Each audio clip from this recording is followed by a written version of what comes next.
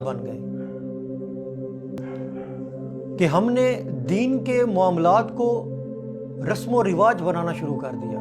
دین کے احکامات کو فقط رسم و رواج تک ہی خاص رکھنا شروع کر دیا۔ مثال کے طور پر ربیع الاول شریف کا مہینہ آتا ہے تو ہم جلوس بھی نکالتے ہیں، ہم محفلیں بھی سجاتے ہیں، لیکن حضور علیہ السلام کی جو سیرت ہے نہ اس کا درس صحیح نظر آتا ہے اور نہ ہی اس پر کوئی عمل نظر آتا ہے۔ اب محرم الحرام کا مہینہ ہے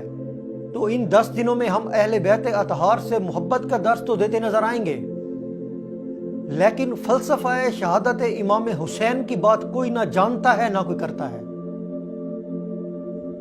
اسی طرح رمضان المبارک کا مہینہ آ جائے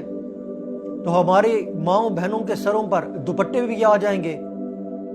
ہمارے جوانوں بزرگوں کے ہاتھوں میں تسبیحاں بھی آ جائیں گی،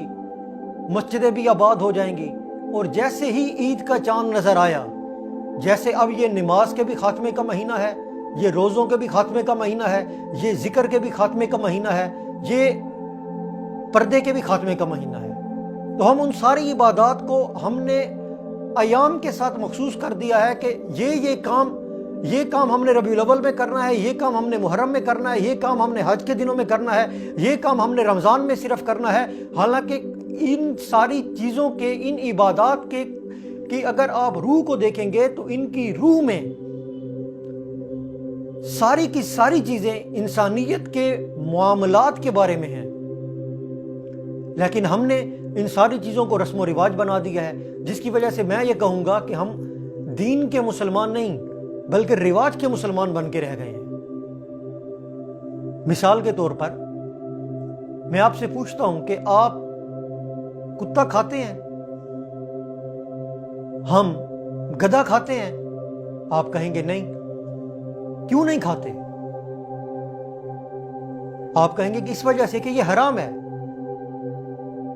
لیکن میں یہ کہوں گا کہ نہیں، ہم حرام ہونے کی وجہ سے نہیں کھاتے، بلکہ ہم اس وجہ سے نہیں کھاتے کیونکہ کتے اور گدھے کے کھانے کا رواج نہیں ہے۔ اگر ان کا رواج ہوتا تو ہم یہ بھی کھا رہے ہوتے۔ آپ کہیں گے کیسے؟ کیونکہ جس دین کے ہم ماننے والے ہیں